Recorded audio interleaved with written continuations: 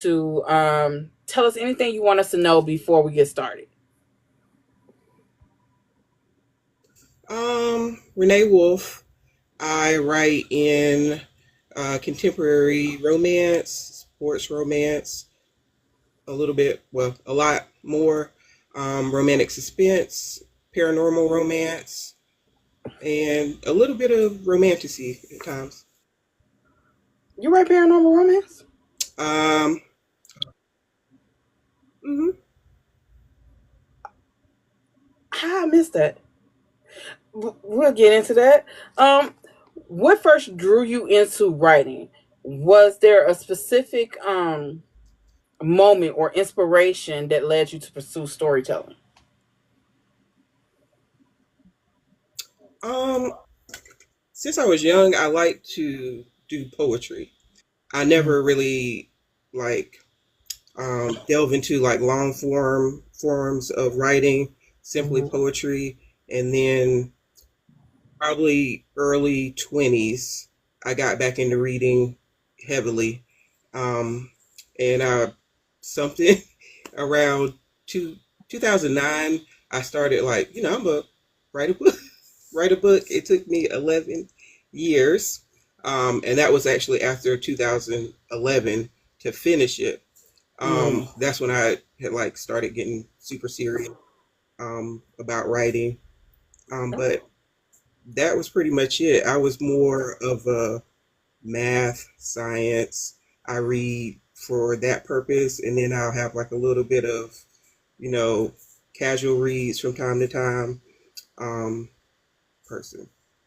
What type of STEM are you in? Oh, in, yeah, I was in engineering. I went to school for textile engineering. Mm. Um, and now I'm doing something completely different than that. Well, I'm biology, so that's why I was like, "What type of STEM are you in?" When you said science and math, I was like, "Hmm, okay." So, black love is strong. Is a strong theme in your books.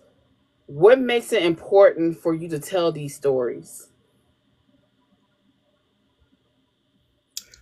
It makes it important because that's what I know. That's sort of sometimes, well, right now, what I aspire to have. And some part of it is, paying homage, and some of it is aspirations to have something like things that I'll think of or write. Mm-hmm. Um, and stuff like that. Like I read across the board. I'll probably now read anything, but me personally, I try to lean into stuff that I know or lean Mm. into stuff that I'm well versed or comfortable. Okay. So, how does contemporary romance uniquely capture and highlight black love stories for you as a genre? I feel like I feel like it gives you the opportunity to, you know, tell a story in everyday life. Mm-hmm. Um, it could be more in a casual sense, and go all the way up to you have a baller or you have a rags to riches or a billionaire businessman. Yeah. It can give you all of those things. So, in your opinion, what makes it great? Because you also write women's fiction. Am I correct? It's heavily romance, but I guess it could be considered women's fiction. Well, what makes a great contemporary romance book, especially when it's centering around Black women's experiences?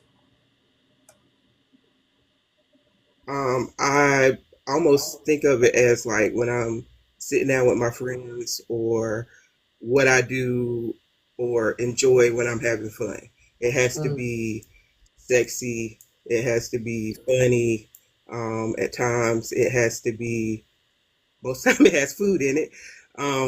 And sometimes, because I'm like a avid, like I like to go to amusement parks, Mm-hmm. have some little essence of not fear per se, but something that will spike the senses.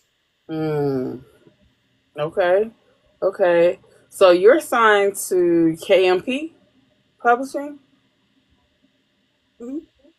Yes. Okay. So how has your experience been working with an indie publisher? And then how was your experience when you didn't have an indie publisher? Well, the crazy thing about that is I am or have been for a long time like a very much outside of like my close friends loner. Mm, So and I'm also a overthinker. So before I got there and met KC, I was like in lurking in every writing group, trying to mm, get information or someone's post, looking through all of the comments, mm, collecting tidbits. I actually have a spreadsheet with the tidbits of information that mm, I've found and then verified and saw if it was like a legitimate source or something I could eventually work with. Um, and then I met KC at One Love Reunion. And later, and we actually, the crazy part is how much of a loner I am. Um, I saw her, I asked her about a book, and she didn't have it.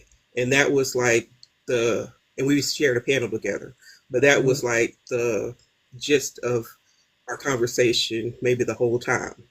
And so later, she reached out to me and we started talking about my work. And she, presented opportunities to say, you know, I read X story and it was really good, it's just not getting noticed. So mm, would you think about doing, joining a boutique publisher or things of that nature? What were your options like? What have I been doing to, get my work out there? mm, And as far as I've been doing it for the last year, it's sort of opened my eyes to new things. Like maybe I'm not really a loner because when I get in the group or we have writing conversations, that sort of inspires me or pushes me beyond what I would normally push myself to, get my work out or make it better, all those things. yeah. Do you feel do you feel that black authors have more power in the indie publishing or traditional publishing when it comes to telling authentic black love stories, or do you think that indie publishing allows more creativity when it comes to freedom of writing, and why?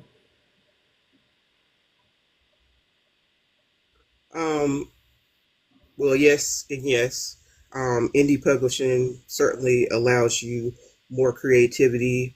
Um, when you are probably working with a traditional publisher, they're going to have certain points that they want you to hit or what they think is popular or widely received. And that is going to be your box that you're restricted in, Mm, um, or what they think sells. mm-hmm, Versus indie, especially black indie publishing, you know, for instance, I've seen several authors that, have written books or indie published their books that a traditional publisher said wouldn't sell. And then they take it so far as to later getting deals because, you know, an indie publisher, especially black indie publisher, or I'm sorry, author, had to prove to them that this does sell. People do buy this. And even though that's been proven many times over, most of the traditional publishers, if they are not, you know, specifically um, wanting to work with people of color, black people, or any type of authors of that nature, they're not going to acknowledge that, what that person may have to offer will sell. mm, damn. So What does your writing process look like? Right now it is like a redundant mess. I usually don't write in order. Uh, Mm, I don't write in order most times. Sometimes I start at the end. Sometimes I start in the middle. Sometimes one conversation from the characters will grab me, and that's where I start mm, writing the book from like 0 words, and mm. then work around it. And then sometimes I'll try to write from the start, from start to finish, straight through, and I end up like switching chapters as I go Yeah. and mixing it all up anyway. And so I do that. Um, that's like my first round. And then Mm, the second round, I will go through and read it again and put in like transitions to make sure it flows or makes sense. And then I'll read it again as like a edit because mm. um, anything that I type in real time never comes out the way it should. So I have to like go through and try to get it as clean as possible for the editor, and then I'll listen to it and then send it off. Okay. So do your characters come to you fully formed, or are they inspired by people that are really in your life, or people you passed by or saw? So are they fully formed, or they're based off of something else? Most of my male characters, and I like try to work on this, it's more like a blur. Like I know about the stature, Mm, um, they are, and sort of like the vibe that they carry. And I think it's more so like when I'm attracted to guys, it's not necessarily, ooh, that's a nice looking man. He got this on, and it's more like how they carry themselves, mm-hmm. and that's what attracts me. So that's what when initially I get male characters, I'll fully form like their swag, Mm, things they may say, um, and things like that. Definitely the height because that's like a thing for me, but that's about it. Everything else is a blur. My mm, female characters, a lot of them are very um, thinly veiled shades of myself. mm, And then sometimes I'll have instances where, like, I'm taking my daughter out or I'm out and I'll see people in public and interacting or couples and think about, what's happening and try to dissect it. And I'll put it in my book. mm. Let's talk about your latest book. Your latest book, Recipe for Love. Now I'm bad with names. So Abiza, Mm-hmm. okay, Abiza Yes. and Carson, right? How the hell did you write such a short story that got emotional, uh, stressful, but so sweet and so loving? And damn, I wish Carson spent more time with that baby. But how did you write that short story and make it so compelling in a shorter version? So I prefer to write on the shorter end. Like I'm working myself up.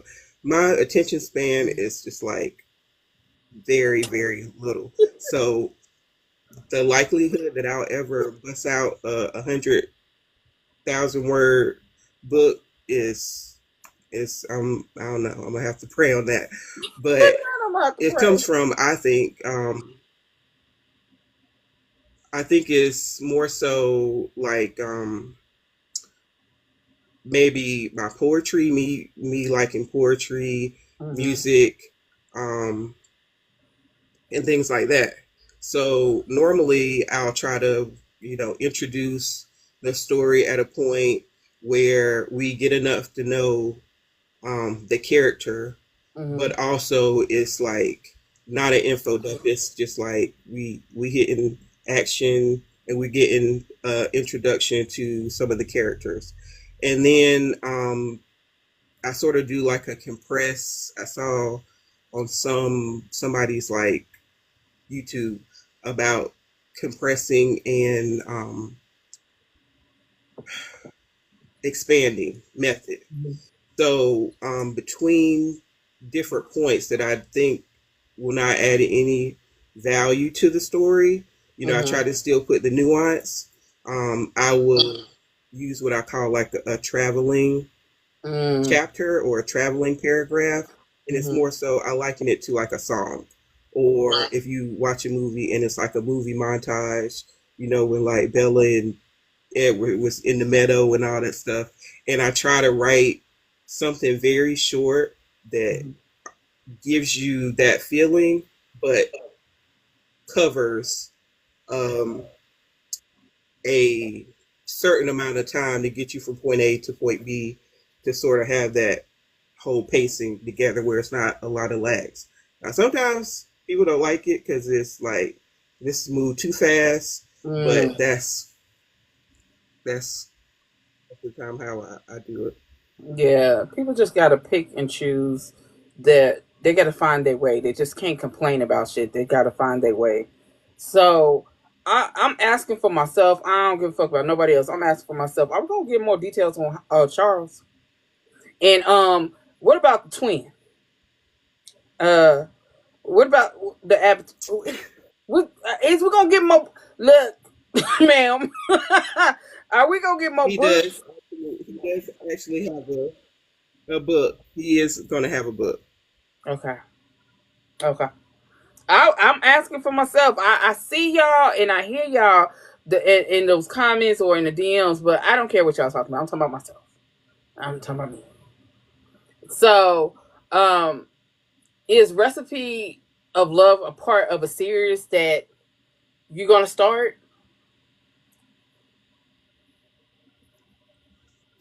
No, it's a KMP project, Mm-hmm. and right now there are 11 stories, and they're all centered around bakery seasonal sweets.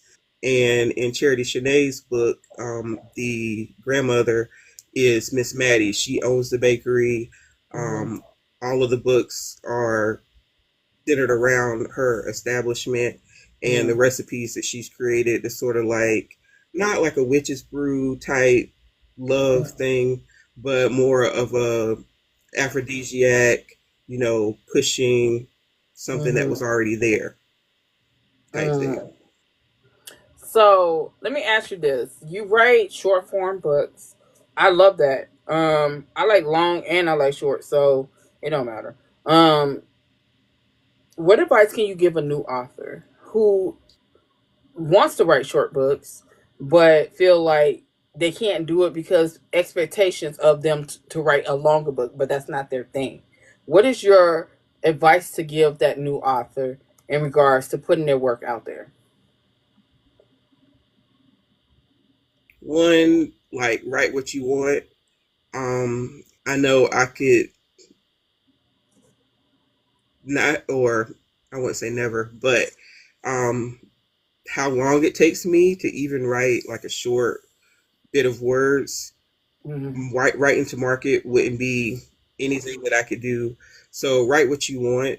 If you specifically are wanting to do something that's short, make sure, even though you want to make it complex as far as like the emotional um, sort of roller coaster that you want to take your readers on, also make it least or less complicated so you can get the beginning, the middle, and the end all in whatever set amount of words that you're choosing to write. Mm. And while you're writing, you know I would go through and not necessarily make it like at breakneck speed, everything is happening, bam bam bam, um, to get to the end. But once you see that you have like your beginning, middle, and your end, make sure you do have those moments to where, you know, those little nuanced moments, um, that sort of make it a simple story more complex, I would say. Mm. So, And then just write it because oh no, go ahead. I was saying, and then just write it because that's also another part of being a writer. Like, even though you will say, well, I'm not ashamed to do this or afraid to do this, whenever it's, well, at least for me, in my writing process and also like leading it up to it's done, now I got to send it out into the world. Mm. No matter how much, confidence I think I have about myself, that anxiety always hits just like a deterrent. And you just have to get past that and just, write what you like, especially for all the writers that are avid readers. Mm-hmm. You know what's good. You know what you're gonna like, and you're gonna know, just, you listen to it, you write it, and then send it out into the world.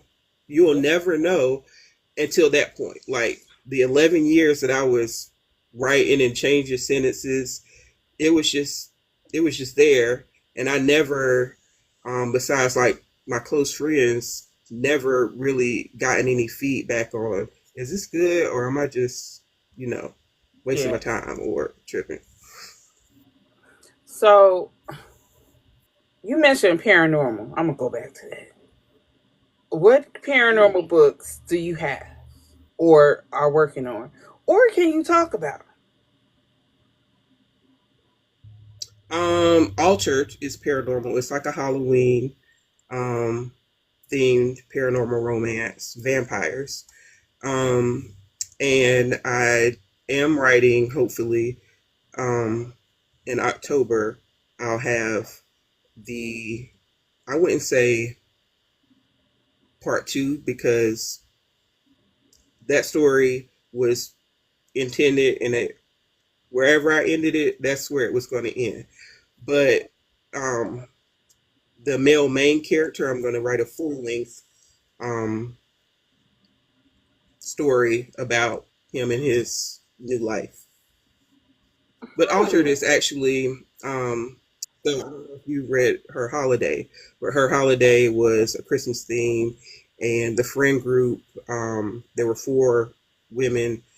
So Mia had Christmas, and Genesis is the second um, woman to find love, quote unquote, or she already had it, and it was for the Halloween paranormal romance. And basically, it starts out they traveled to the Caribbean for their destination wedding, and the husband, went to see her one last time before it was time, the night before their wedding, and noticed that someone was stalking them, and it was a vampire, and he got turned the night before their wedding and stood her up, and then that's where the story starts. Oh wow. Oh shit. Let me go back and read that. Um. So. And then, so yeah, that's why it was like altered, as in he's changed, but he also left her at the altar. So, Oh, I like that. I like that. So, what books are you working on besides that? What books are you working on that you can tell us about so we can get more excited? Because I am very excited about reading this paranormal. um, Carson's book, Mm-hmm. um, his female main character is in the friend in good lord, the friend in This Ain't Love. Mm-hmm. So Cash from This Ain't Love is also the Cash that called in on the radio show in A Recipe for Love. Is saying that she had, some type of unrequited love situation. It's not Carson, but Carson is going to step in and resolve that problem. I literally thought it was. I was trying to guess who it was. I literally thought it was. Well, okay. So you just well, I need to go back to the drawing board. I'm gonna figure out who it is. Um so can you tell Who us where the you who the huh? guy is? Yeah. Who the guy is? Because I started She late. I had haven't read all the the stories. unrequited love. Yeah.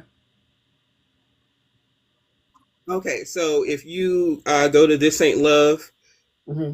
it's the guy in there. That's her guy that she has the unrequited, well, fling or whatever the hell they was in that book, and now she's moving on.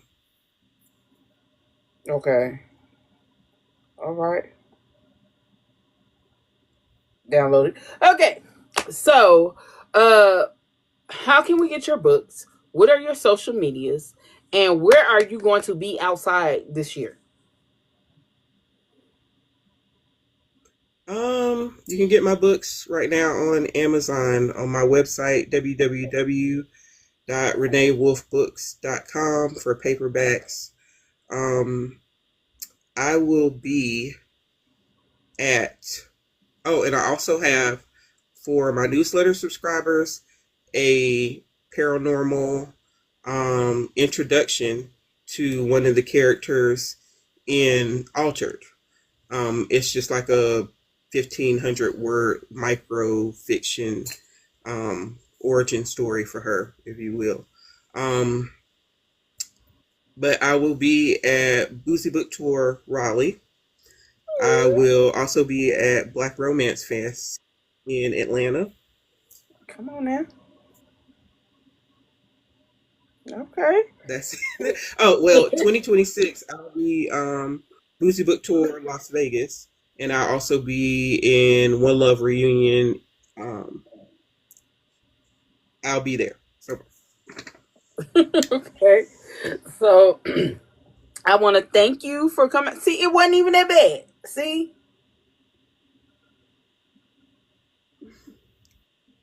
it wasn't even that bad. But I want to thank you for coming by. I can't wait to meet you in person so I can spend my husband's money to buy your books. I love that for him. Um, but thank I you for can't wait. having me. You are so welcome. I hope this won't be the last time.